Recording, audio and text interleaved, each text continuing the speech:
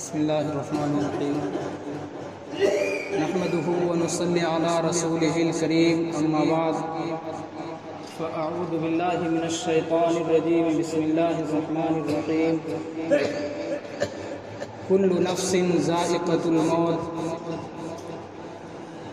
قل إن الموت الذي تفرون منه فإنه ملاقيكم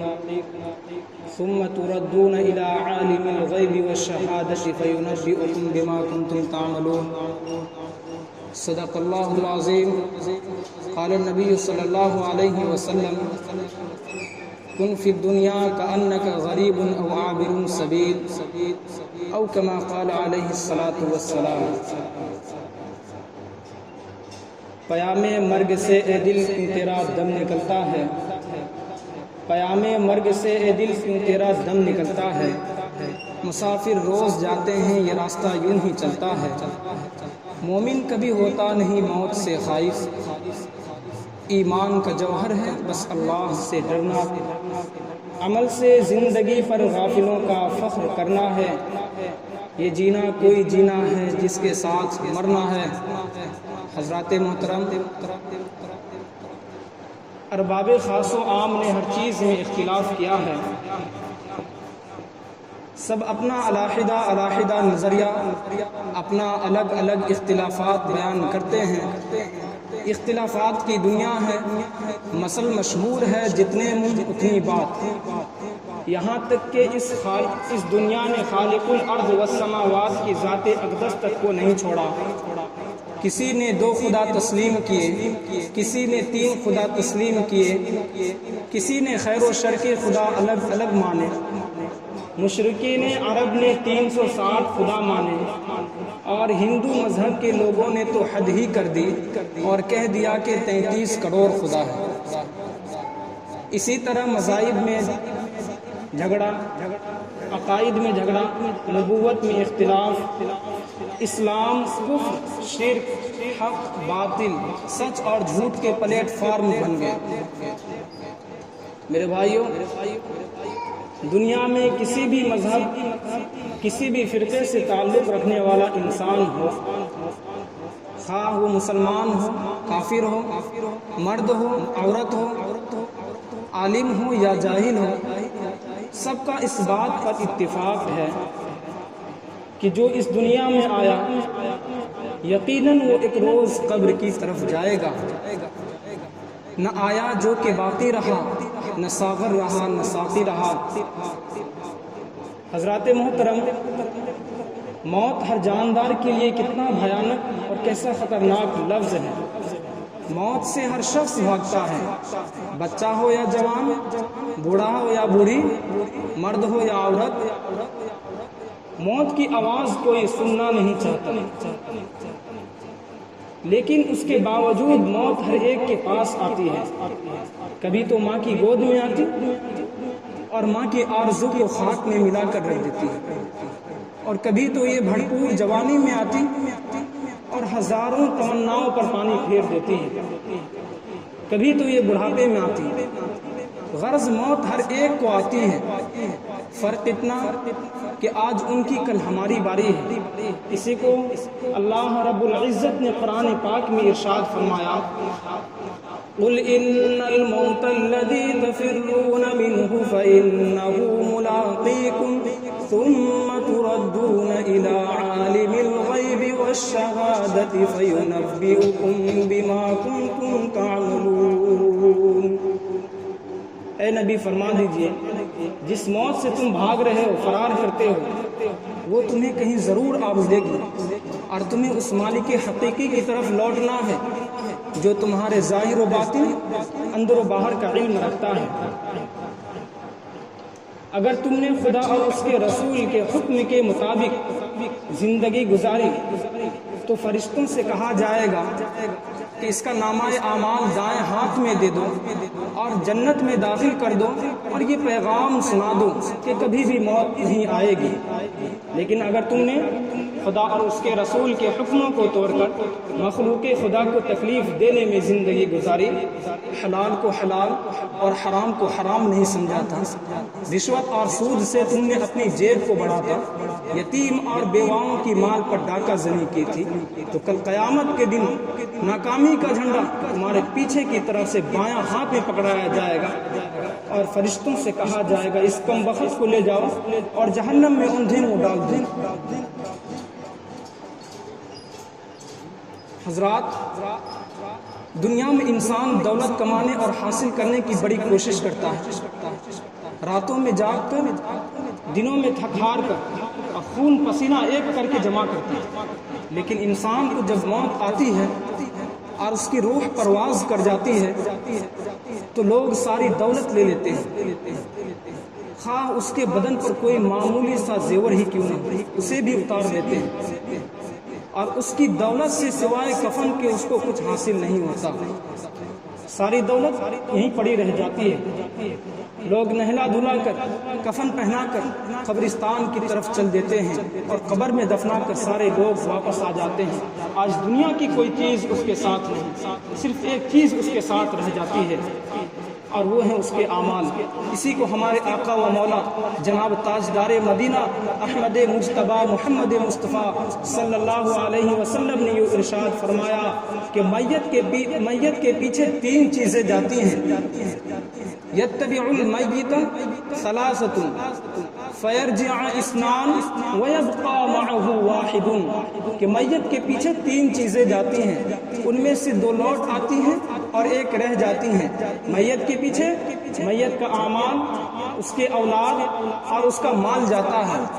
مال اور اولاد واپس آ جاتے ہیں، صرف اعمال ساتھ رہتا ہے، خواہ اچھے ہو یا برے۔ حضرات محترم، سوچنے کا مقام ہے کہ وہ عمل جو قبر کی اس کٹھن گھڑی میں کام آنے والی ہے وہ ہمارے پاس کتنا ہے، اور یہ آل و اولاد، یہ مال و متاع جو اس مشکل وقت میں ہمارا ساتھ چھوڑ دے گی، اس کو جمع کرنے کے لیے ہم کتنی فکر مند ہیں،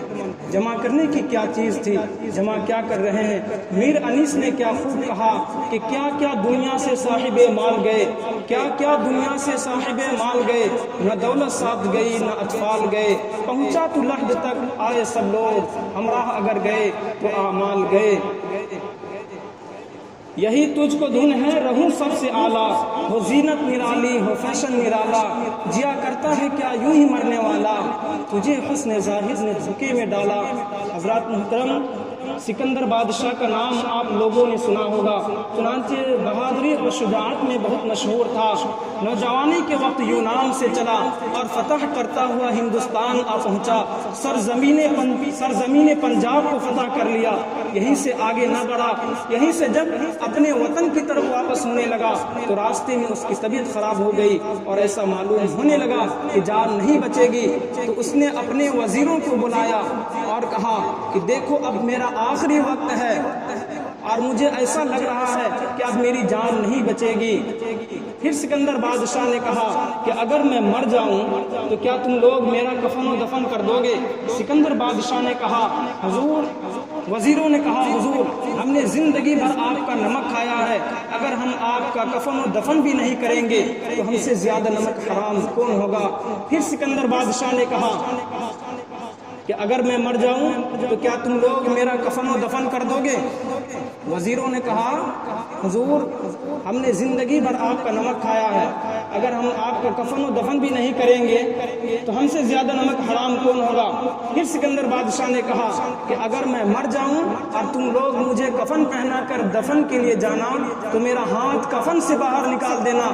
تاکہ لوگوں کو پتہ چل جائے۔ وزیروں نے کہا حضور ایسا نہ فرمائیے، کیونکہ اس میں آپ کی بڑی بے عزتی ہوگی، آپ کا جنازہ ایک بادشاہ کا جنازہ ہوگا جسے دیکھنے کے لیے ساری دنیا کے لوگ آئیں گے، اور جب لوگ دیکھیں گے کہ آپ کا ہاتھ کفن سے باہر نکلا ہوا ہے تو لوگ کہیں گے دیکھو سکندر کتنا بڑا لالچی تھا، فتح کرتا کرتا مر گیا لیکن اب بھی اس کی لالچ ختم نہ ہوئی، وہ کفن سے ہاتھ باہر نکالے ہوا ہے۔ سکندر بادشاہ نے کہا آپ لوگوں نے سمجھا ہی نہیں،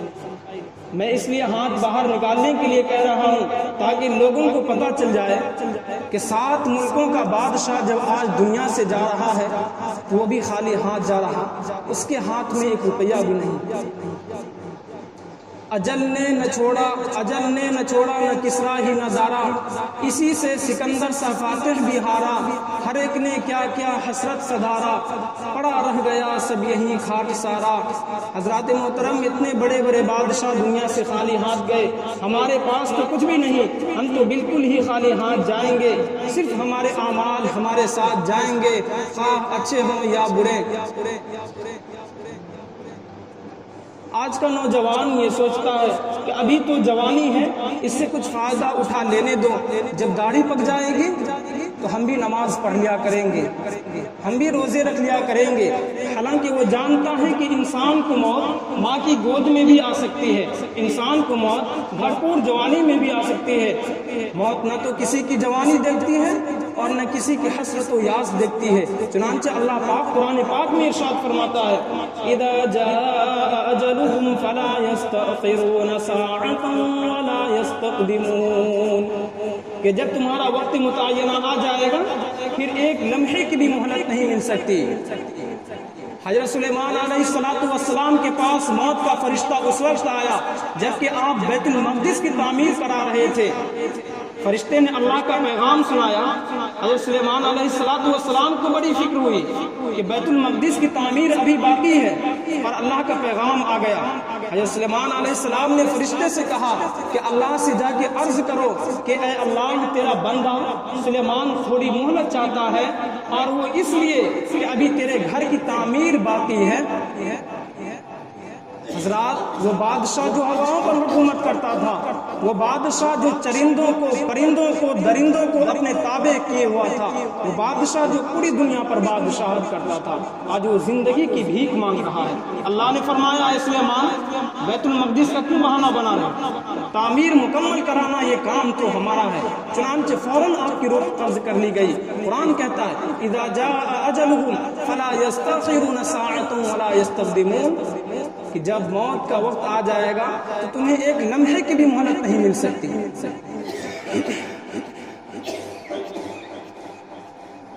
امام مالک رحمۃ اللہ علیہ کا واقعہ آپ لوگوں نے سنا ہوگا۔ چنانچہ مورخین نے کتاب کے اوراق میں اس طرح لکھا ہے کہ امام مالک رحمۃ اللہ علیہ نے خواب میں آقا مدنی جناب تاجدار مدینہ خاتم النبیین ختم الرسل آقا کل ہادی سبل کو دیکھا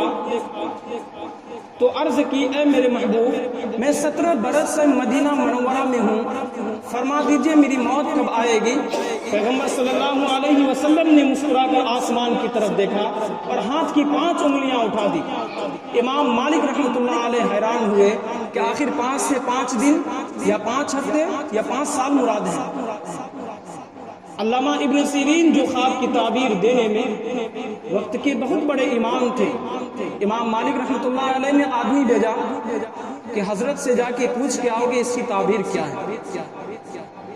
علامہ ابن سیرین کہنے لگے کہ یہ خواب وقت کے بہت بڑے امام یا کسی عالم کا ہے۔ اس آدمی سے پوچھا کہ ذرا یہ بتاؤ یہ خواب کس نے دیکھا ہے؟ راز فاش ہوا کہ یہ خواب امام مالک رحمۃ اللہ علیہ نے دیکھا ہے۔ علامہ ابن سیرین نے کہا کہ آقا نے قرآن کی وہی آیت پڑھی، خمس لا یعلمہ الا اللہ، کہ موت کا علم ان 5 چیزوں میں سے ہے جن کا علم اللہ کے سوا کسی کو نہیں۔ 5 چیزیں جن کا علم اللہ کے سوا کسی کو نہیں۔ نمبر 1، ان اللہ عنده علم الساعہ، قیامت کب آئے گی اس کا علم اللہ کے سوا کس کو ہے۔ وَيُنَزِّلُ الْغَيْثَ، بارش کب ہوگی اس کا علم بھی اللہ کے سوا کسی کو نہیں۔ نمبر 3، وَيَعْلَمُ مَا فِي الْأَرْحَامِ، عورت کے رحم میں بچہ ہے بچی ہے، کچا ہے یا کچی ہے، ایک ہے یا 2 ہے، کالا ہے یا بھورا ہے، پورا ہے یا ادھورا ہے، ایک ہے یا 2 ہے، سست ہے یا چست ہے، یہ کس کو پتا؟ اللہ کو پتا ہے۔ نمبر 4، وَمَا تَدْرِي نَفْسٌ مَاذَا تَكْسِبُ غَدًا، کوئی شخص نہیں جانتا کہ کل وہ کیا عمل کرے گا۔ نمبر 5، وَمَا تَدْرِي نَفْسٌ بِأَيِّ أَرْضٍ تَمُوتُ، کہ موت تمہیں کہاں آئے گی اس کا علم اللہ کے سوا کسی کو نہیں۔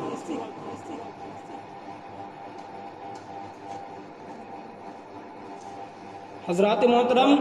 ہم لوگ جب سفر پہ جاتے ہیں تو باقاعدہ کرایہ ہوتا ہے، انتظام ہوتا ہے،